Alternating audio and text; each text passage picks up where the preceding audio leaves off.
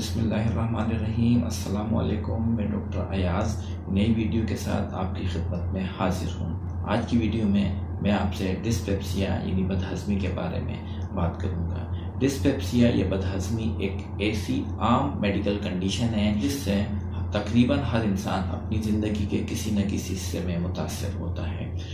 Dyspepsia या बदहज़मी में आमतौर पर मरीज़ के मैदे या पेट के ऊपर वाले हिस्से में दर्द, जलन या भारीपन महसूस होता है, या मरीज़ की भूख ख़त्म हो जाती है या उसकी भूख कम हो जाती है। इनमें से अगर मरीज़ किसी एक कंडीशन के शिकार है या मरीज़ में ये तमाम अलामात मौजूद हैं तो ऐसा मरीज़ बदहज़मी या डिस्पेप्सिया का शिकार है। डिस्पेप्सिया या बदहज़मी आमतौर पर मैदे की अंदरूनी दीवारों में सोजिश या ज़ख़म के बाइस पैदा होती है। इसकी बहुत सारी वजूहात हैं, ये तमाम वजूहात मैं आपसे डिस्कस करूँगा। डिस्पेप्सिया की सबसे पहली और आम वजह ग़िज़ाओं का इस्तेमाल है। कुछ ऐसी ग़िज़ाएँ होती हैं जो कि डिस्पेप्सिया का सबब बनती हैं। इनमें सबसे पहले वो ग़िज़ाएँ जिनमें मिर्च और मसाले ज़्यादा इस्तेमाल किए जाते हैं डिस्पेप्सिया की एक आम वजह है। बहुत कम अफराद को इस बात का इल्म है कि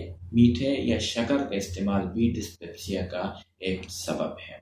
वो अफराद जो मीठा किसी भी सूरत में इस्तेमाल करते हैं वो अफराद डिस्पेप्सिया का ज़्यादा शिकार होते हैं। इसके अलावा सॉफ्ट ड्रिंक भी डिस्पेप्सिया की एक अहम वजह है। कोल्ड ड्रिंक के एक कैन में तकरीबन 35 से 40 ग्राम शुगर मौजूद होती है और ये ना सिर्फ डिस्पेप्सिया की एक अहम वजह है बल्कि इसके साथ साथ शुगर, ब्लड प्रेशर और कोलेस्ट्रॉल का भी सबब बन सकती है। कुछ अद्वियात ऐसी होती हैं जो कि मरीज़ के मैदे में सोजिश या ज़ख़म पैदा कर सकती हैं। इनमें सबसे पहले एस्प्रिन या दर्द कम करने वाली अद्वियात शामिल हैं। वो मरीज़ जो कि एस्प्रिन या दर्द कम करने वाली अद्वियात तवील अरसे तक इस्तेमाल करते हैं वो डिस्पेप्सिया या बदहज़मी का ज़्यादा शिकार होते हैं। इस वजह से वो मरीज़ जिनको दर्द कम करने वाली अद्वियात ज़्यादा अरसे तक इस्तेमाल करनी होती हैं तो उन्हें लाजमी तौर पर ये अद्वियात सिर्फ और सिर्फ डॉक्टर के मशवरे से इस्तेमाल करनी चाहिए, क्योंकि दर्द कम करने वाली कुछ ऐसी अद्वियात हैं जो कि मैदे को मुतासिर नहीं करती, और अगर दर्द कम करने वाली दवा तवील अरसे तक इस्तेमाल की जाती है तो डॉक्टर उमूमन ऐसे मरीज़ों को इस किस्म की अद्वियात जिनको COX-2 इनहिबिटर्स कहते हैं तजवीज़ करते हैं। शुगर, ब्लड प्रेशर, कोलेस्ट्रॉल की बाज़ अद्वियात भी डिस्पेप्सिया या बदहज़मी का बायस बनती हैं। इस वजह से डॉक्टर मरीज़ों को आमतौर पर ऐसी अद्वियात तजवीज़ नहीं करते जो कि डिस्पेप्सिया का सबब बने। डिस्पेप्सिया मैदे की अंदरूनी दीवार में सोजिश या ज़ख़म के बायस पैदा होता है, लेकिन बाज़ मरीज़ों में जो कि डिस्पेप्सिया या बदहज़मी का शिकार होते हैं मैदे की अंदरूनी दीवारों में सोजिश या ज़ख़म नहीं होता। इस किस्म के डिस्पेप्सिया को फंक्शनल डिस्पेप्सिया कहते हैं। ये एक साइकोलॉजिकल कंडीशन है जो कि डिस्पेप्सिया का सबब बनती है। डिस्पेप्सिया की अगली अहम वजह पेप्टिक अल्सर डिजीज़ है। पेप्टिक अल्सर के माने हैं मैदे की या मैदे के बाद आंत के इब्तिदाई हिस्से जिसको ड्यूडिनम कहते हैं कि अंदरूनी दीवारों में ज़ख़म का पैदा हो जाना।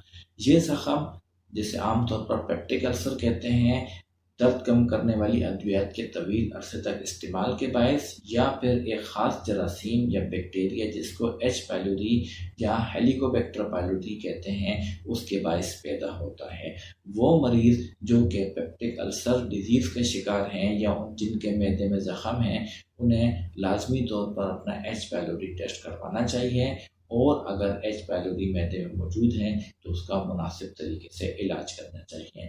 इसके अलावा वो अफराद जो कि दर्द कम करने वाली अद्वियात का तवील अरसे से इस्तेमाल करते हैं वो भी पेप्टिक अल्सर का शिकार हो सकते हैं। इस वजह से ये तमाम अद्वियात सिर्फ और सिर्फ डॉक्टर के मशवरे से ही इस्तेमाल करनी चाहिए। डिस्पेप्सिया या बदहज़मी की अगली अहम वजह GERD यानी गैस्ट्रोइसोफेजियल रिफ्लेक्स डिजीज़ है। कुदरती तौर पर ग़िज़ा हमारे मुंह से मैदे तक एक नाली के जरिए पहुंचती है जिसको एसोफिगस कहते हैं। मैदे और एसोफिगस के मुंह पर कुदरती तौर पर एक वॉल लगा होता है और इस वॉल का काम ये होता है कि ग़िज़ा को एसोफिगस से मैदे तक तो आने देता है, लेकिन मैदे से एसोफिगस तक वापस जाने से रोकता है। लेकिन बाद अफराद में ये वॉल किसी वजह से कमज़ोर पड़ जाता है, मसलन मोटापा, प्रेगनेंसी या हाइपरसरनिया, जिसकी वजह से ग़िज़ा मैदे से वापस एसोफिगस में आती है और ये कैफियत गर्ड या गैस्ट्रो एसोफिजियल रिफ्लेक्स डिजीज़ कहलाती है। इस कैफियत में मरीज़ के सीने में जलन या दर्द का एहसास होता है। ये कैफियत अगर तवील अरसे तक रहे तो ये एसोफिगस यानी ग़िज़ा की नाली के ऊपर वाले हिस्से के सेल्स को डैमेज कर देती है और एसोफिगस में कैंसर का बायस भी बन सकती हैं। वो अफराद जो कि तवील अरसे से गर्ड का शिकार हैं, यानी उनके मैदे में जलन होती है, तो ऐसे मरीजों को फौरी तौर पर डॉक्टर से रुजू करना चाहिए।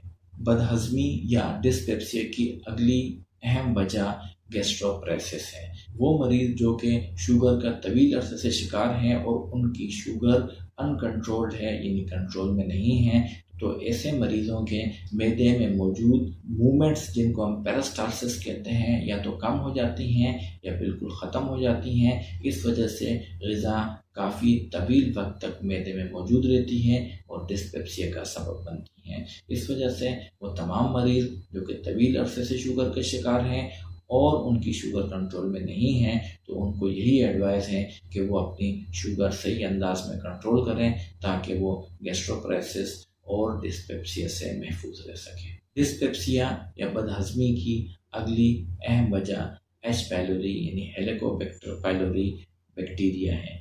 ये ख़ास किस्म का जरासीम होता है जो कि मैदे और मैदे के बाद आंतों के पहले हिस्से जिसको हम ड्यूडेनम कहते हैं कि अंदरूनी दीवारों में पाया जाता है और वहाँ पर सोजिश यानी गैस्ट्राइटिस या ज़ख़म यानी पेप्टिक अल्सर पैदा करके बदहज़मी या डिस्पेप्सिया का सबब बनता है। वो तमाम मरीज़ जो कि डिस्पेप्सिया या बदहज़मी का शिकार हैं, तो ऐसे मरीज़ों का डॉक्टर एच पाइलोरी टेस्ट करवाते हैं और ये एच पाइलोरी दो तरह से तशख़ीस किया जाता है। एक तो एच पाइलोरी स्टूल एंटीजन यानी कि पखाने के ज़रिए ख़ास टेस्ट होता है जिससे एच पाइलोरी को तशख़ीस किया जाता है, या फिर एच पाइलोरी ब्रेथ टेस्ट, ये एक ख़ास टेस्ट किया जाता है और इससे भी एच पाइलोरी की तशख़ीस मुमकिन है। इसके अलावा स्मोकिंग यानी सिगरेट नोशी या तंबाकू का किसी भी सूरत में इस्तेमाल भी डिस्पेप्सिया का सबब बन सकता है। वो तमाम मरीज़ जो कि सिगरेट नोशी करते हैं या तंबाकू किसी और सूरत में इस्तेमाल करते हैं, तो वो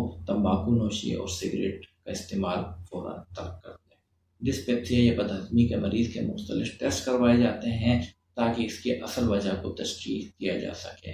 इनमें सबसे पहले एच पाइलोरी टेस्ट है। जैसे कि मैंने आपको बताया था कि डिस्पेप्सिया या बदहज़मी के तमाम मरीज़ों में एच पाइलोरी टेस्ट करवाया जाता है और ये स्टूल यानी पखाने या ब्रेथ टेस्ट यानी सांस के टेस्ट से मुमकिन है। वो मरीज़ जो कि काफ़ी तवील अरसे से बदहज़मी का शिकार हैं और अद्वियात के इस्तेमाल के बावजूद उनकी बदहज़मी ख़त्म नहीं हो रही, या फिर बदहज़मी के साथ साथ उनको दीगर अलामात हैं, मसलन उनके मुंह से खून आ रहा है या उनको वोमिटिंग उल्टी के साथ खून आ रहा है, या फिर उनके पखाने यानी स्टूल का कलर ब्लैक हो गया है जिसको हम मेडिकल लैंग्वेज में मिलेना कहते हैं, या मरीज़ को डिस्पेप्सिया के साथ साथ वज़न की कमी भी पैदा हो रही है, तो ऐसे तमाम मरीज़ को डॉक्टर एंडोस्कोपी का मशवरा देते हैं। एंडोस्कोपी में एक पाइप मुंह के ज़रिए मैदे तक ले जाया जाता है और वहाँ से मर्ज़ की तशख़ीस की जाती है। डिस्पेप्सिया या बदहज़मी के इलाज के लिए उमूमन डॉक्टर पीपीआई किस्म की अद्वियात यानी प्रोटॉन पंप इनहिबिटर किस्म की अद्वियात इस्तेमाल करवाते हैं और इनके इस्तेमाल से डिस्पेप्सिया में बहुत अफाका महसूस होता है, लेकिन ये तमाम अद्वियात सिर्फ़ और सिर्फ डॉक्टर के मशवरे से इस्तेमाल करनी चाहिए। इसके अलावा वो मरीज़ जो एच पाइलोरी बैक्टीरिया का शिकार हैं, ऐसे मरीज़ों को डॉक्टर्स एंटीबायोटिक का एक ख़ास कोर्स करवाते हैं और इस कोर्स के बायस एच पाइलोरी मुकम्मल तौर पर ख़त्म हो जाता है और मरीज़ एच पाइलोरी की पेचीदगियों से महफूज रहता है। यकीनन आज की वीडियो आपको पसंद आई होगी। आपको किसी किस्म का सवाल पूछना है तो कमेंट सेक्शन में पूछ सकते हैं। अपनी आरा से हमें आगाह करते रहिएगा। आपका बहुत बहुत शुक्रिया। अपना ख्याल रखिएगा। अल्लाह हाफ़िज़।